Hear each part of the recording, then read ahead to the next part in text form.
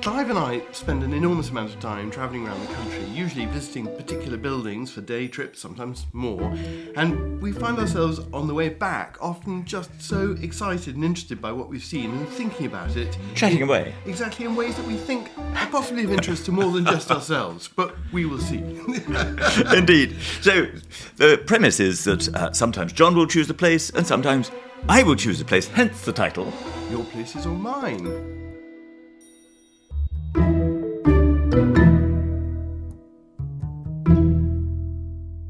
On this occasion, today, we are going to be talking about Portmeirion, aren't we? We are, but John, first of all, I'm going to play some audio charades. I'm going to make a noise and you're going to have to guess what it is. Oh dear. Okay, noise is coming up now. Okay.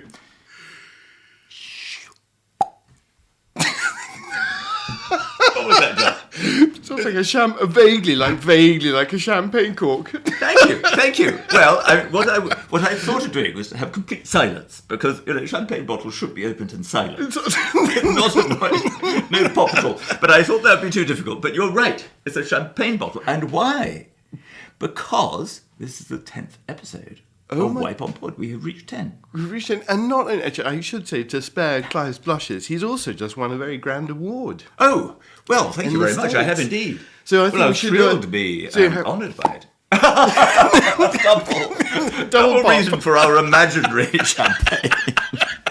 But unfortunately, we're only sitting with coffee. I think you've let us down, Clive. No, I'm sorry. Well, who knows? Another day. But we do have a very celebratory subject in mind, because Portmeirion is such fun, isn't it? It is, and I have to say, I know you know it well, but I've just been for the very first time, and I went on a completely magical day with the sea. I actually had to travel from Dublin on a ferry, and I travelled across a sea that was like a mirror, and arrived in in Anglesey and drove across. It was absolutely magical. Early spring.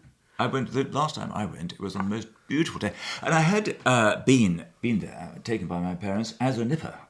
Really? So you knew. We ought to explain what it is, because it's so deeply improbable. I mean, yes, incredible. In North Wales, on a peninsula of is it the Llyn Peninsula? Yes.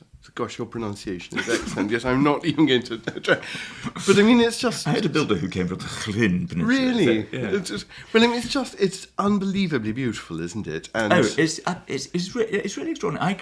I was trying to think of anything which was similar to it in British architecture. I can't think. Well, I have to say that for those of you who know the paintings of Rex Whistler, my overarching, impression was walking into one of the slightly fantastical architectural backdrops of a Rex Whistler painting.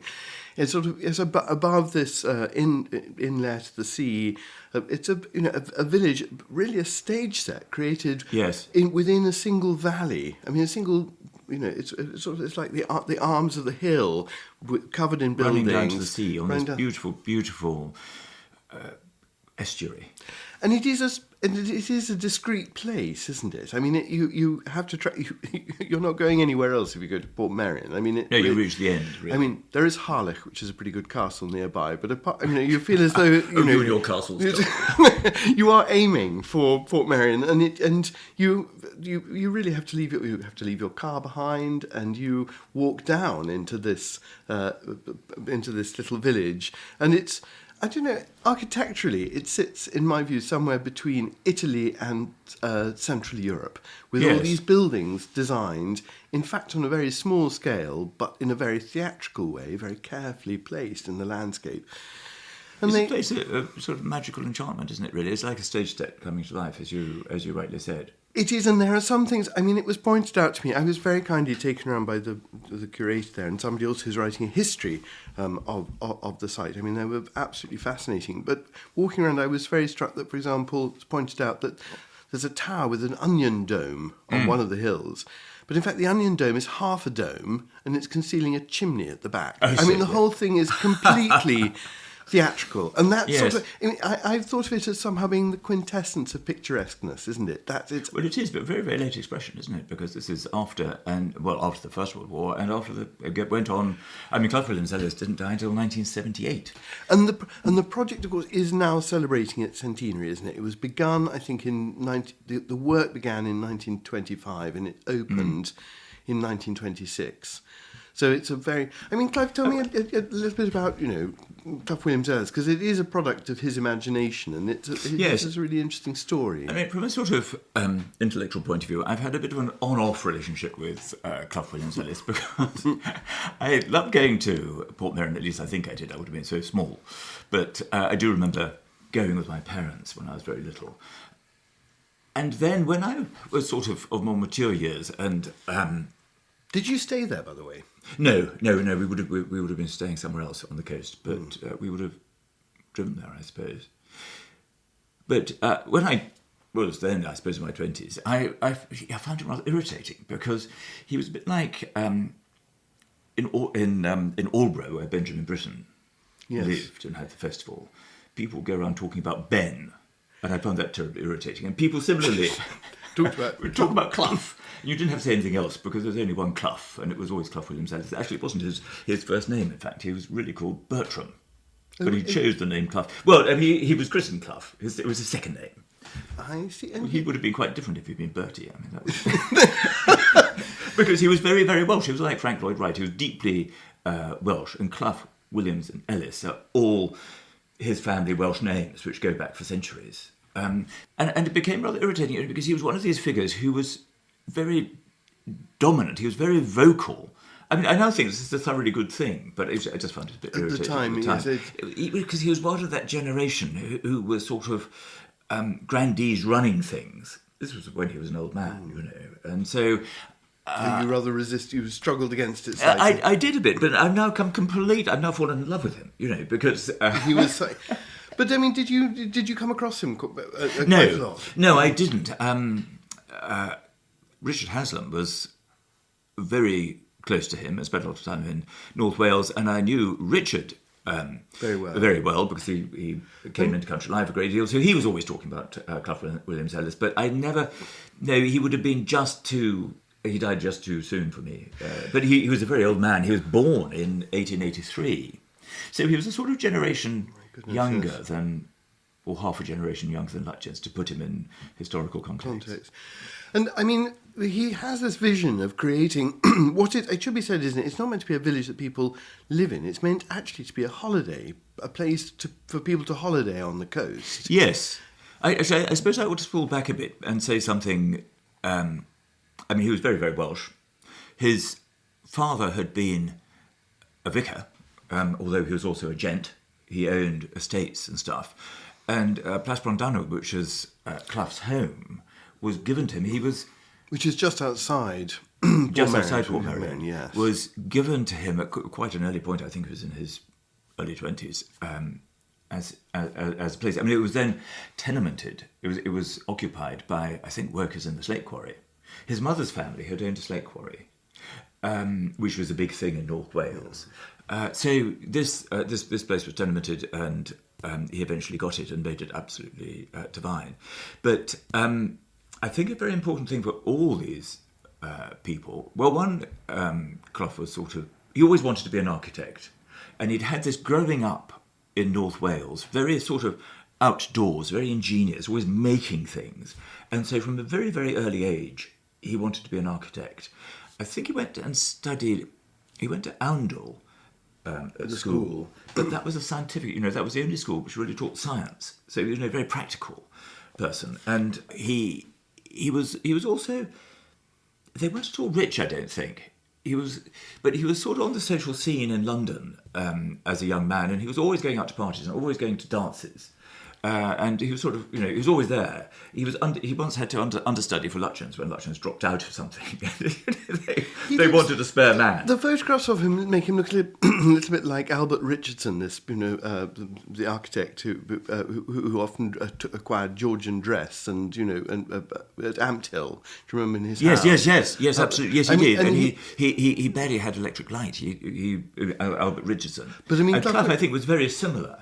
I'm not sure about the electric light, but also the other one was Charles Page, or is it Charles Wade at Snows Hill in Gloucestershire. You know that madhouse, yes, that with National Trust full with so of many collections. Yeah, and so they're all people who kind of deliberately stand out. They dress in slightly strange ways. Yes, very highly sociable. In his latter days, Clough always wore this sort of tweed suit with these sort of breeches and long bright yellow socks. I mean, it's getting terribly irritating, but because it was affected, he was drawing attention to himself. But still, he had, there are so many good things about. We mustn't get fixated on his socks. But I think what unites all these people, I'm sure this must have been extremely important because, of course, they were all of the generation of the First World War, and yes. Clough had this extraordinary war, which he went into. He was originally. He was very, very keen to. He was quite old, I think. Well, he was born in 1983, so he would have been over 30.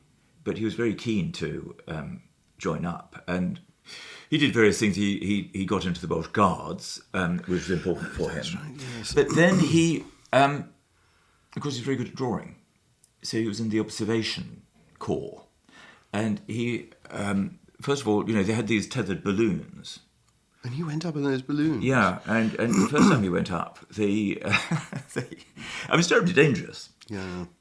If you want to know more about it, by the way, there's a novel called The Birdcage. Oh, yes, you wrote about it, of course. Yeah, no. I wrote a novel some years ago. Absolute blockbuster. I think it sold 3 copies. But anyway, that was all about these observation balloons and other things, other aeronauticals in Salonika. But Clough was on the Western Front, and the first time he went up in a balloon, the people on the ground said, well, you can't go up for very long because it's terribly dangerous. As soon as they realise you're there, they'll send people up and try to shoot you down, or they'll try to shoot you down from the ground. And so if it gets a bit hot, just telephone down and we'll pull the balloon down. So up he went. He drew what he had to, and then he did think that the shrapnel was getting rather close, because if the balloon caught fire and you hadn't jumped out, you would toast, quite literally. So he telephoned down. What he didn't know was that the shrapnel had cut the telephone wire. So he was frantically telephoning down. And he was just about to jump out with his parachute, which, of course, he'd been given no training in. That was extraordinary. They made it all up in the First World War.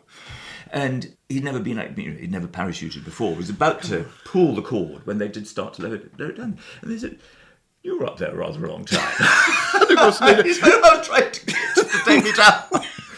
But anyway, then, as though that wasn't bad enough, he joined the tank corps.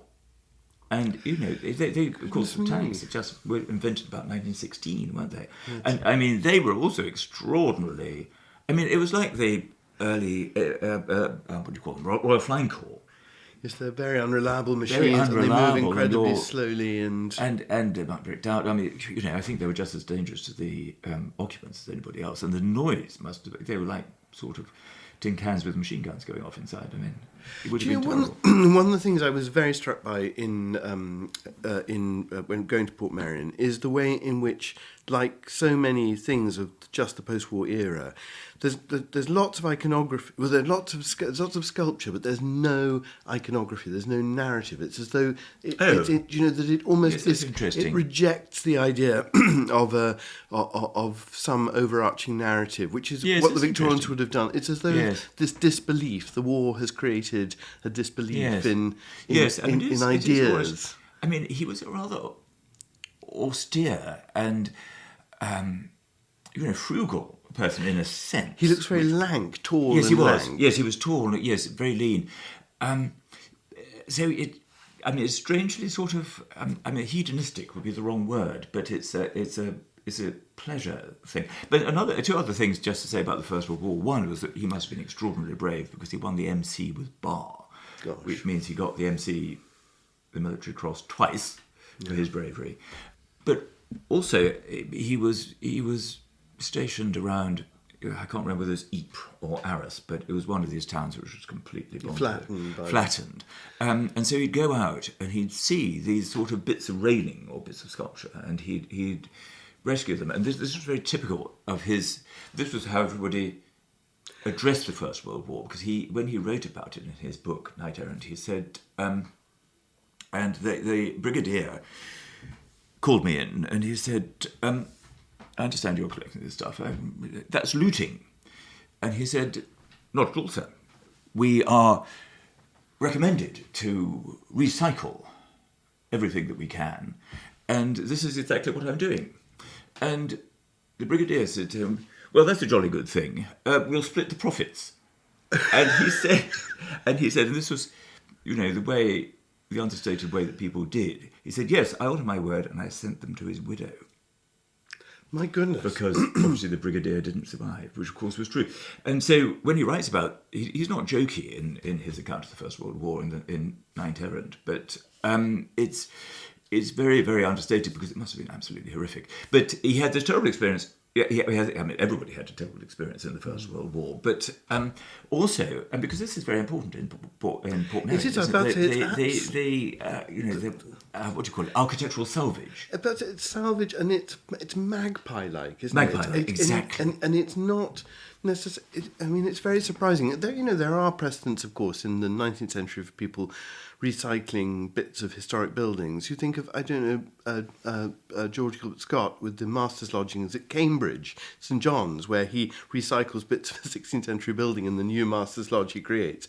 But that's a very specific kind of thing, whereas this is, again... And people moved old barns and old timber-framed houses and things which were about to be knocked down and tacked them onto... Yeah, but this is a different kind of thing, isn't it? This is actually taking, an urn or a bit of, a front of a building or something like that, and just plonking it in the, down in the landscape. We should... Of course, it was very... the period of the 20s was a period of enormous destruction.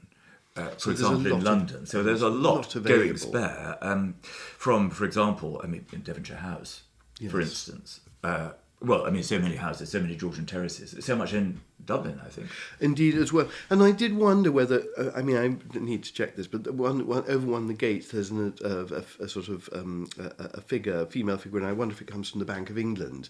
Those Sonian, the top lights, the Bank of England, there are those Athenian figures. And it would have appealed to him. The story of it. And again, just come back to this point, as you walk around Portmeirion, there's lots and lots of sculpture, lots of bits and pieces, and every now and again you think that you're seeing a Virgin and Child, for example, but you go and look at it, and it isn't actually the Virgin and Child, it's just A.N. woman and A.N. baby, if you know what I mean. Or, all these things that are not iconographic, that they're... No. And it's a really interesting... It's as though it's entirely symbolic, it's entirely for effect. It's totally... I suppose that the story of the history of the little bits and bobs that he was picking up, or not so little, big, very large and difficult to move, timbers, for example. But that would have been important to him, I think. The places that they came from, each little bit would have had a story, I would imagine. It is striking that he does take one in the town hall. I was really amazed by it. He purchases an early 17th century plaster ceiling from a house in Wales that's being demolished and installs. It's got the 12 tasks of Hercules in the roof, and it's incredibly impressive, sort of cut up. Apparently he bought it for a song and then spent an enormous amount of money getting it out of the house that was about to be demolished and transferring it there. But it's the only bit of the sort of kind of recycling that I'm familiar with. Somehow it's quite a grand thing, and you're used to period interiors at this time being exchanging hands for quite large sums of money. But everything else was somehow much more magpie-like. It really did feel as though he saw something and he snapped it up when he saw it being pulled down. And and he was so inventive in then finding use for it. Of course, there was, for example, William Randolph Hearst, the American newspaper magnate, was buying up everything he could all over Europe. And sometimes he took it, most of it he took to, his houses in America, but there's also St Donat's Castle, which is full of... Where he gathered everything together. Bits. And actually... But I did think Clough Williams-Ellis isn't really like that. It's not like that. Because, of course, he's so ingenious in the way that he finds... and amusing and witty. Yes, one thing that I was surprised by, this hall, I remember but when we were looking at it, I did work on Gilling Castle. In fact, one of the places I was at the prep school years and years ago, and there was a Elizabethan interior that was sold, I think, in 1930 to William Randolph Hearst. And the astonishing thing is this amazing Elizabethan interior with its stained glass and panelling and everything. I think I'm right in saying it sold for twice the amount of money that the entire building and its estate were sold for.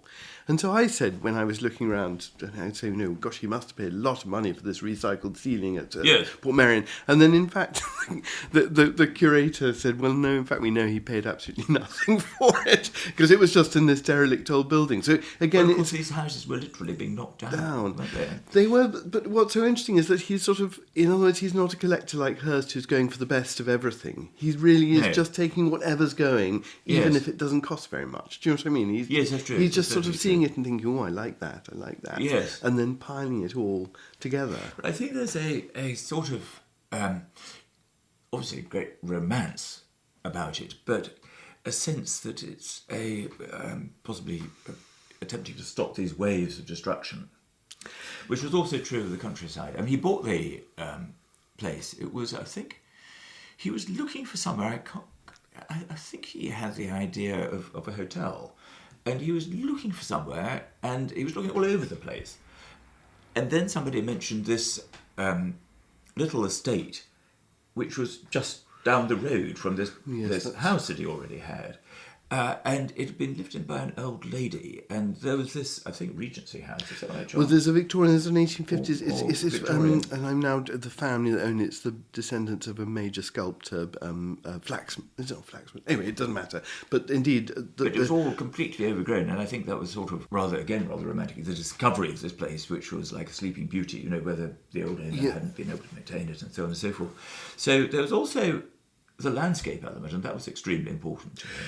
Indeed, I think it is truly a sort of picturesque creation in the sense that it's responding all the time to the form of the landscape, and this very distinctive, the arms of the hill dropping down to the sea, and one of the existing buildings, which is now the hotel in Portmeirion, is right down at the bottom. The road winds down towards the hotel at the bottom of the hill. Where the house. That was the house, and that's the house which he enlarges and alters. But that somehow that road and that is sort of crucial to understanding, I think, the final form of the building. And there's also on the top of the hill a sort of faux castle as well, which is also another hotel. Yes. So there are two buildings, and I suppose the thing down by the sea must have been the lodge, effectively, not the gate lodge, but a sort of ancillary building, and the one at the top of the hill was the main house. That faux castle, I think he must have had one at Brondano as well, because is that right? That's right. Well, I mean, that's a sort of. I thought that was an extraordinarily,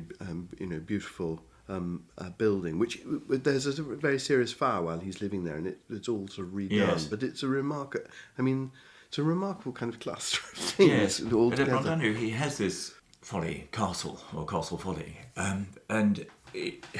When he was going to all these balls before the First World War, and he finally fell in love with the daughter of. Wait a minute, he was called St. Lou Strachey. Now, I don't know whether... Yes, she is, and this is a connection with Lytton Strachey. Sister or cousin of Lytton Strachey? Now you put me on the stand, I can't remember. I think she's the sister. I think she is the sister of Lytton. No, that's what Strachey, explains me as. Bloomsbury aesthete. I mean, so, Clough Williams-Ellis, it was a time when if you were in the swim, you knew everybody. And so he was like that. But he married her just at the beginning of the First World War, and the officers in the Brigade of Guards got together with a whip round for a wedding present. Exactly right. And the officer said to him, we've got this present together, which was this sum of money together, which we would like to give you. We wanted to ask what a suitable gift would be. Do you think some silver spoons? Oh no! I'd really like to build a castle. That's exactly as a folly, and it is as a folly. So they gave him the money, and that's what built the folly. Isn't that fantastic? And she also, I mean, it's a really remarkable. She does children's books and is an illustrator and wonderful fabrics, of which there's a big collection. I was shown that some really fantastic. I mean, very much of their period. period, but really striking fabric designs and things. I mean, she is obviously a very creative and interesting person in her own right. Yes, and indeed the people I was with knew a great deal more about her than I could repeat now. Oh, and I see. How fascinating. I was really interested by the by the fabrics and so things. It must have there. been a sort of thing they did together. I think that's exactly right. Yes, and she probably decorated the hotel and so on. Well, I think her fabrics certainly were things that... I mean, it should say... It must be quite difficult, because I really have the impression he's spent everything on architecture. And, well, also, what I was struck by is that clearly when the buildings were being fitted out, he was also collecting not just the architecture, but the furniture in exactly the same spirit. Yes. So it's also, actually, quite good, but not exception. They're not collector's pieces of historic furniture, but they're really good, serviceable pieces of furniture that he's collecting as part of the vision of how the rooms are furnished. So But they're not just Welsh, are they? They're again very Magpie. Magpie, just sort of drawing it all together.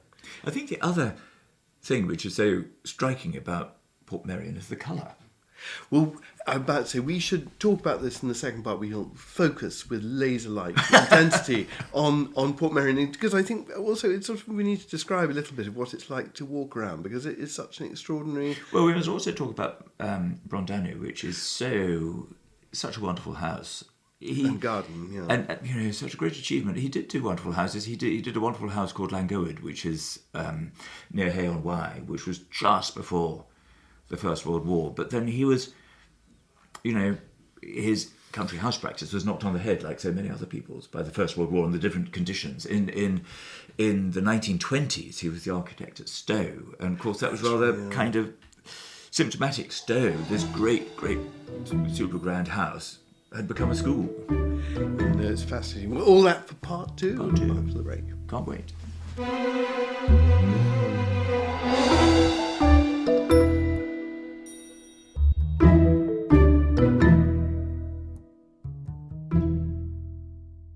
Welcome back. John, you're going to take us on a walking tour. You're going to walk us through this wonderful this place. I mean, picturesque I think fantasy. it is a capriccio, really. It is, and having seen it freshly, it is incredibly striking, because you leave your car at the top of a hill and you walk down into the town, and from whichever direction you arrive, there are archways, like gateways, that frame your approach. And it's surprisingly intimate. I mean, it's actually a very, very small area. And as you're walking through it, what's so extraordinary about it, and I think in this case it reflects, his particular sensibilities and genius, is that wherever you stand, if you do a 360-degree turn, things will resolve themselves around you in perfect picturesque order. That there will be some delightful foreground, middle ground and distance. And the distance is often the sea, but there's always something. And sometimes it's a sculpture that forms part of that. Sometimes it's, a column, like a plague column, or, sometimes it's it's a building. And along with all these beautifully resolved picturesque scenes, there's a richness of colour. It's very intimate and low built. It is absolutely, when you walk around it, a stage set, as I've already described the chimney behind the dome. But I mean, everything about it seems to me similar to this.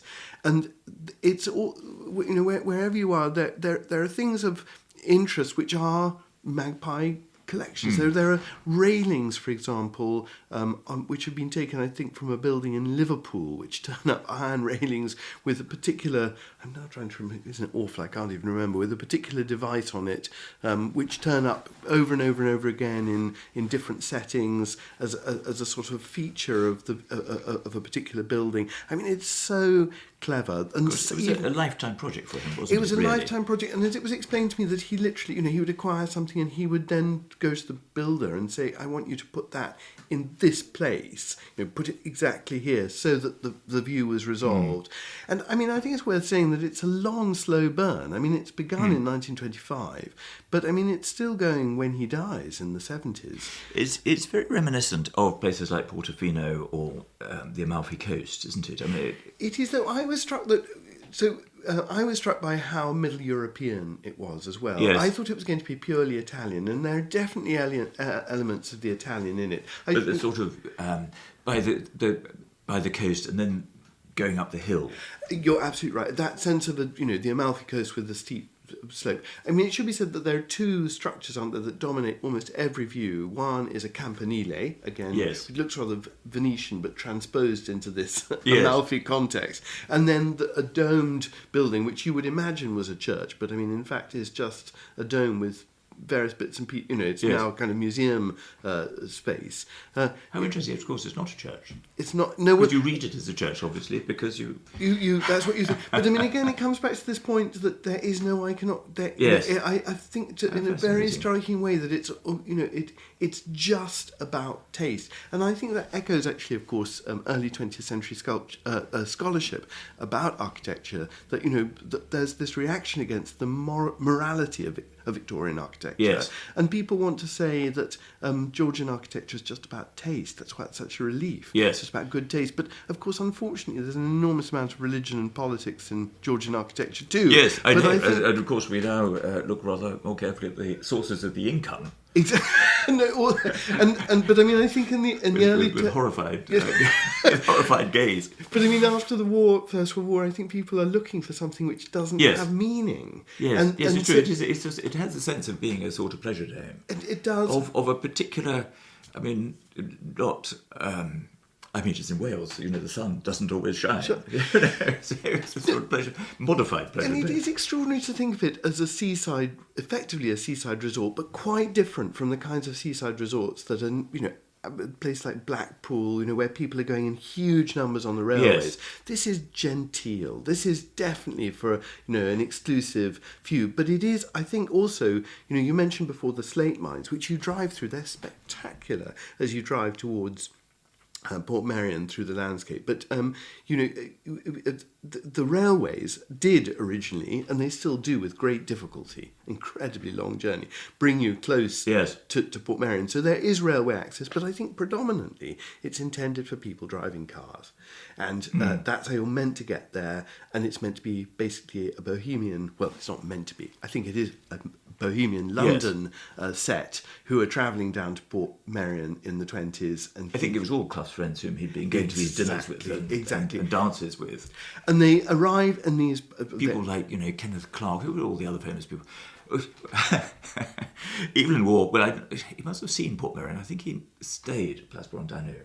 But he wrote a letter afterwards which said, "Thank you for my visit. That your wine is mediocre is understandable. That it is insufficient in quantity is unforgivable." That was the entire extent of his thank you letter. But not invited back, I think. No, not invited back, but I think it says something about both of them, to be quite honest, because Evelyn Waugh was absolutely ghastly, but probably Clough was quite kind of... Aesthetic. Yeah, exactly. Yeah, no, it is also, I mean, when you're in Portmeirion, another very strange thing about it is how intimate it is, how small it is, how small the buildings are, and he uses the hillsides, these steep hillsides, to create tall frontages, when in fact virtually everything is at most 1.5 stories tall. That in fact these yes. are actually very, very small structures, and it's the landscape that gives them drama. Yes. And, again, it feels, picturesque, Claudian. It feels like these views by Claude Lorraine of these sort of serene settings. I mean, I did go in unbelievably beautiful weather, and as you say, the sun does not... I believe it does not always shine in Wales, from experience. That's my memory of childhood holidays. But I mean, seeing it on those days, it did feel slightly Mediterranean, but as I say, also very Middle European. You do wonder, exactly what he's interested in. I suppose. Sorry, one other thing that did intrigue me is that he apparently did also know Osbert Lancaster. And that's so interesting. Yeah, and this is a period, of course, where Osbert Lancaster is dividing up all of architecture, English architecture, British architecture, into these different styles. And you feel as though... with great genius. With great genius. And you feel as though there's that similar sensibility of how you divide... you create buildings of different character and colour and juxtapose them. It's very witty. But also, the colour is so... to revert to that subject...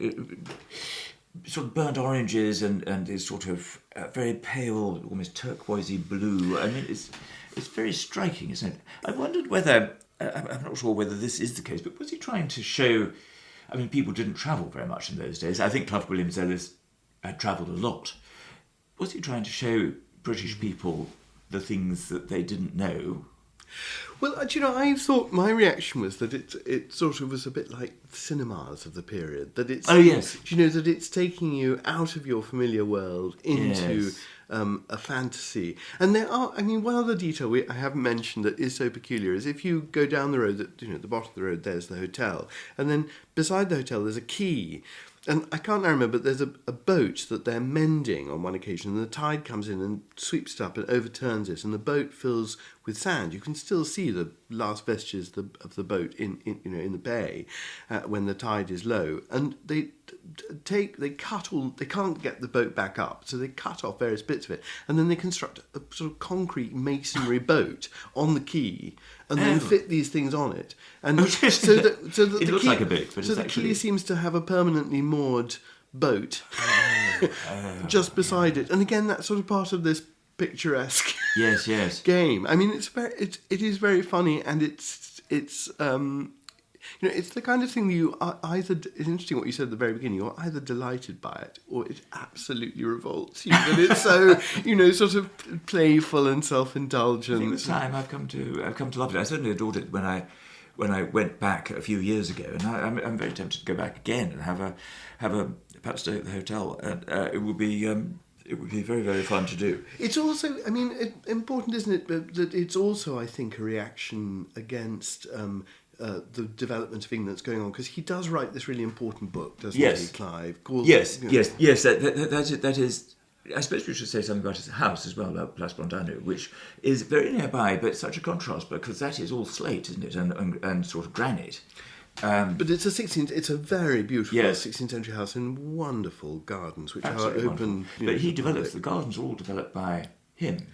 Indeed, with gates and things. But all in this, there you don't have the colour. It's totally different. It's isn't it? I think, as far as I remember, it's all very Welsh slate and local materials. It does contain. He does use. You mentioned it before. This very light turquoise colour, which is a kind of almost an estate colour, which is a leitmotif of all the trimmings. Which in you get, isn't it a bit like you get that pale blue in churches, sometimes for railings. You do, and what's quite interesting is it's all magnificently maintained, but you do definitely get the feeling that that over time maybe the colours have shifted very slightly. So when you go around, I mean, not a lot of criticism. Yes, it happens, but I mean, the curator again showed me a board which had actually quite a much lighter colour on than the slightly more strongly turquoise colour today. I mean, it's just a subtle shift, and it's just quite interesting, and it's an illustration of how maintained it is.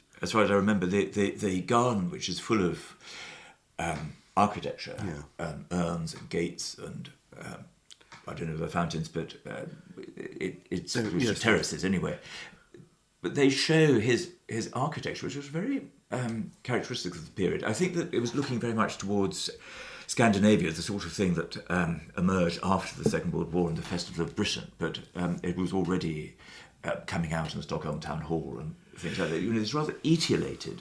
It's classical, but it's very playful, and it has sculptures, but it's rather etiolated in form, but also rather flat. And he is involved, or his wife, again, and this is a half-remembered detail, he or his wife, or maybe both of them, are indeed involved in the Festival of Britain. And I'm sure they are. Yes, and so that there is that, there is that but it's connection. This, again, but stage set, but sort of very light, and again, playful, elegant. It's really, but it's a very striking thing. There are other people who are doing it all at the same time, and why? I mean, I think that in buildings in cities, they were now being built on steel frames. So the architecture that was hung on these steel frames was necessarily thin, or could be thin. It was something you could do, and it's sort of cosmetic, isn't it? You can do it in any style. Yes, but there was no need in these rural buildings, but it was a taste. You can't help feeling that at some level it is really a monument to himself, that there is, that it's all about, that he is a commanding personality within it. Yes. And that it's about his own vision. Yes, that's true. It's all orchestrated, both Portmeirion, which was for his, as you say, rather smart London bohemianish arty set, and his own house. They're all orchestrated by him. And it is in distinction to what he sees in when he's writing about the what's called the octopus in England. England and the octopus. England and the octopus, which is, well, you've gone, Clive. Well, I think he used. It's a very good image, really, because at that period the great threat to the countryside was provided by the motor car, and the town planning solution to the motor car, because towns had not been developed for so much transport in them. I mean, there had been cabs drawn by horses, but they didn't need so much road. Mm. And so there were these arterial roads which had been developed, and things had been knocked down. There was another reason why there was so much destruction, to build these roads, to take cars to where they wanted to go, out of the cities. And so there were these roads which went out in all directions. Radiating like an octopus's tentacles. And wherever there was a road, there were houses. In fact, Osbert Lancaster, whom we mentioned earlier. Bypass variegated. Bypass variegated. To conjure up all the kind of historical and cultural illusions that these houses made in a rather feeble way. And there's just this hugely eclectic approach, isn't it? I mean, that is a sort of fascinating detail, isn't it? It's so eclectic. It was very eclectic. Of course, people looked down on them very much because these were only done by builders. And so they were full of sort of terrible howlers. Yes. Exactly, which only architects would notice. Yes. Exactly. Well, there was a lot of timber which was sort of just stuck onto the outside, for example, and it hasn't disappeared either, has it? I mean, that kind of thing, No. Well, there's still lots of it there. I mean, I suppose these roads got widened over the time, and I mean, they must be ghastly to live in. But anyway, Clough Williams-Ellis took issue with that approach. I mean, he was visionary, really. What else? I think he founded the CPRE, didn't he? Is that right? He was certainly one of the lead forces. Or perhaps he founded the campaign for the preservation of rural England, but he possibly founded the equivalent one for Wales. You mentioned Stowe as another project. Yes. What else? I mean, he basically has a country house project, a country house portfolio until the First World War. He's building country houses, and then that completely stops. Well, I think he hadn't really got going very much by the First World War, but he had this big commission. It was Langoed, which was in, I mean, something. Well, it was in 1913. It wasn't. So right on the verge of the war. So just on the very verge, and I think it couldn't be finished until afterwards. And then afterwards, I think the date 1919 is on it somewhere. I mean, is he more important subsequently, really, as a campaigner than as an architect? I mean, there aren't. I mean, apart from Stowe, I would struggle. I don't want to put you on the spot because it's slightly unfair, but I mean, well, there were things he did. He did a church, which I remember was the very first listed building. Yeah, so it's by a living architect. That was the first building to be listed where the architect was still living. And there's a story. I can't remember what it was called. It's in Hertfordshire. It's but Osburton or something was it? But there is in Portmeirion, in the Dome building, there is, I think, an absurd painting. Really, I mean, it's quite dramatic of the early 70s, which shows Clough Williams-Ellis in front of the figures of Hawksmoor, Wren, and Vanbrugh, with this chapel which had been listed in the background, and Clough Williams-Ellis is composing himself like an orator to speak, flourishing his arms, and the subject of the title of the painting is something along the lines of Clough Williams-Ellis puts his case to be considered among Vanbrugh in the pantheon. In the pantheon, yes, and it is. I mean, it's a huge canvas, and it just looks rather silly and vain, but he is shown. No, John. Sorry, that's interesting. unfair. It's not unfair, but it's all too true, probably. But it's interesting. We should think later, in a moment or two, about his position, how we would place him. It's quite an interesting thought. But just to go on with the question that you first asked, I think that he was very important as a sort of planner, and I think in the New Town movement after the Second World War, I think he would have been quite prominent in that. I'm not really very sure. He must have been very engaged by Portmeirion, and Portmeirion, I think, I think it was a commercial success. I think. Well, I think it's still, still very much going, isn't Yes. it? And it is an enormous. Somebody founded the pottery, didn't they? But that wasn't him. No, but That's his daughter, I think. Well, I think gosh, that's awful. I think it's his wife. I think it's more his wife. It's his wife, and again, Because there was a time when everybody had Portmeirion pottery. well, there are really stunning things there. I mean, in the collections, it's really impressive. They had this line of pottery with botanical prints on. When I was growing up, I mean, when I first came to London in the 70s, it was everywhere. Everybody had it. Well, there were wonderful tiles and all sorts of things we saw. I mean, yes, and I think it's important to emphasise it still very much is a burgeoning concern. I think it's run by a trust now, but I mean it gets hundreds of thousands of visitors every year. And certainly when I was there, when it was just the people, in the early morning, I got up very, very early in the morning because it was so beautiful, and I wandered around. I had a couple of hours by myself, but come 8 o'clock, people began to move, and by 10 o'clock there were lots of people pouring in to come and see. Yes. To see the plays. So and I don't know how many people can actually stay in Portmeirion. I would have not thought, very many. I wouldn't think all that many. But it's a major attraction, and it's all absolutely kept up beautifully, and you can buy countless pots of ice cream and all these other things besides. I mean, it's and of course it's been used, I think, very heavily in films. Oh yes, well of course it was famously the setting for The Prisoner. Yes, everybody was going on about this. I must confess, I've never seen. No, but I know that, if I may drop a name here, Jules Holland was enormously affected by it, because Jules Holland, as you know, is very interested in architecture and designs things himself, and builds them, for example, around his house. In slightly the spirit. No, I mean completely in the spirit. He told me once that is his absolute inspiration, because when he was growing up, I don't think he'd been to Portmeirion then, but he saw it. In the prison. The Prisoner was such a sort of iconic, whatever it was, because we don't know, we haven't seen it. Well, apparently everybody comes along on one day in the year dressed in prisoner uniforms, or there are a certain number of visitors who. It was very stylised, wasn't it? Well, I don't really know. Why don't we speculate? Perhaps we should move on. Before we embarrass ourselves. Reveal ourselves. No, but where would we place Clough Williams-Ellis, do you think? Yeah, he's very interesting, isn't he? I mean, he comes across as somebody who, as a personality, would have been fascinating to know, and who clearly had an extraordinary eye for the picturesque. But it would be hard to say that the architecture was great architecture in the sense of being,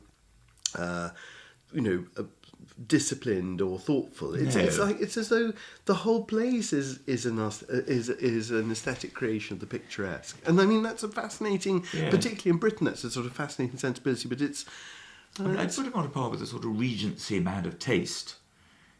There's a strong Regency flavour. Of course, Regency, Vogue Regency, I think, was Osbert Lancaster's phrase, wasn't it? I mean, that was very big in this period. And I think Clough's whole approach was a Regency one, because in the Regency you had this, you didn't get them all at the same time, but one architect would do many exotic styles, including rather sort of wacky ones like Arabic, or offer them anyway. I don't know whether they actually got picked up very much. But this is sort of more than just a style. I mean, there isn't really a coherent style. That's the surprising thing. It's all in this one. For example, you had Blaise Hamlet, but that was a picturesque development where everything was these sort of very cosy old English cottages with thatched roofs, but they were actually all laid out on a rather kind of not very picturesque plan. They were sort of. And also, it is. But anyway, they're all in the same style. And also, I mean, peculiarly, none of the buildings at Portmeirion, you're not meant to really live in them. You're meant to have a holiday in them. I mean, they are stage set. Do you know what I mean? Yes. It's a very strange. It's sort of prescient, really, because the holiday industry, people did start to have holidays, but they weren't really having holidays, at least not en masse. I mean, it was more of a Second World War thing, and I'm just trying to remember, he did have some connection with Butlin, and I think he supported. You're absolutely right. I think he supported because he was actually quite. I mean, he was a sort of typical arty person of this period in that he had these progressive views. He wasn't a conservative person. No, I'd forgotten there is a connection with Butlin. You're quite right. Billy Butlin. Yes, with Billy Butlin, and I can't. And I think he supported. I don't think he actually did work for him, but I think he supported a Butlin. Of course, these were holiday camps, for the people, but he supported it in some unlikely area, which you would have thought of as being very beautiful, because he thought people should have holidays. Well, one of the other people I went with, Catherine Ferry, who is going to be writing it up for Country Life, and she's someone who knows so much about the seaside and about, as a holiday destination. She makes this distinction between the coast, which is what you might go and visit, and the seaside, which is somewhere where you are entertained. And it was really interesting, the distinctions she drew between, indeed, this and mainstream. This is a time where huge numbers of people are going to the seaside for days out or for weekends away, and there's a massive industry and this, which is part of that phenomenon, but somehow different from the mainstream of it. And what an interesting character it has. And I mean, well, of course, I suppose one of the things I found a bit irritating when I was younger was that it was clearly not intended. I mean, it was intended for this sort of specific group of rather self-selecting people. Yes, well, it got up my nose, but I don't know. Perhaps I was oversensitive. But it's an extraordinary creation, and I have to say, with his house inland, where there's a fire there, and he has to rebuild it again. The garden there is the whole thing as an entity is extraordinarily beautiful. There's a war memorial. I thought that was completely beautiful. And there's a war memorial, of course, between the two. When you drive between the two, he designs this very extraordinary war memorial, which you pass on the road just at the corner of his. It's extraordinary in what way? Well, it's very weird. It's like a kind of it's a massive sort of obelisk-like structure. I mean, it's quite unlike any war memorial I've seen elsewhere. And I was slightly embarrassed we didn't really stop and read the inscriptions and everything. Interesting. I mean, there weren't that many architects. Obviously, everybody was affected by the First World War, and it was, a catastrophe for so many families across Britain. But there wouldn't be very many war memorials that were designed by architects who'd had Clough's experience of being in it. I mean, for example, all the war memorials and war cemeteries, Lutchins, for example, Baker and Blomfield, they were all too old to fight in the war, but not. Don't you think also that, I mean, although Lutchins obviously repurposes buildings, one of the really interesting things about Clough Williams-Ellis is the way in which he is magpie-like. Oh, he's quite different. Lutchins wasn't really terribly interested in that. I mean, he did. I mean, it was often his clients who kind of pressed him to do it. He wasn't really interested in saving much of other people's buildings. No, well, indeed, and it's quite unusual to have an architect who clearly, Portmeirion as a landscape is his canvas. He has a few buildings that he thinks.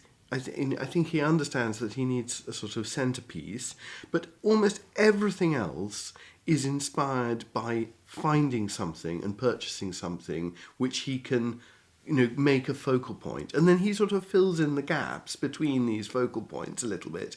But it's extraordinary, everything from the signage, it's wonderful cast iron work from a local foundry, really elaborate things like, shop signs and things.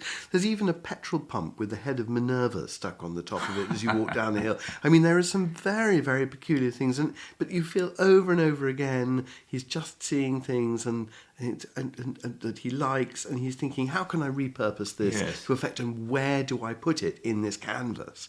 And so it's a cumulative thing, it evolves over time, it doesn't feel as though there's a grand overview, and it's absolutely a stage set. It's a stage set for holidays and for escape, getting away. And there's no coherence of style particularly. It's evocative architecture rather than associative. Specifically associative architecture, I think. John, we should tell everybody that we have this magnificent website. Oh, designed by the genius who is Daniel McKay. Very stylish, marvellous, full of information about Wypot Pod. But we must find a way, John, of putting your photos on. Well, we should try and do that. That's very good. Excellent. And we must also urge anybody who likes our podcast to review it. Not Yes. so much the people who don't like it. 5 stars are very acceptable. No, any support in that regard will be very, very helpful. Very good. Shall we say what we're going to do next? John, you announce it. We would think that we would do something on the National Gallery since it has just reopened. Yes. And a really... Talk about topical. Yes, exactly. Topic, try and be topical. And something that everybody who's listening should be going to see again. Oh, absolutely. In the next few months, if they possibly can. Very good. Well, we look forward to that next time. See you next week.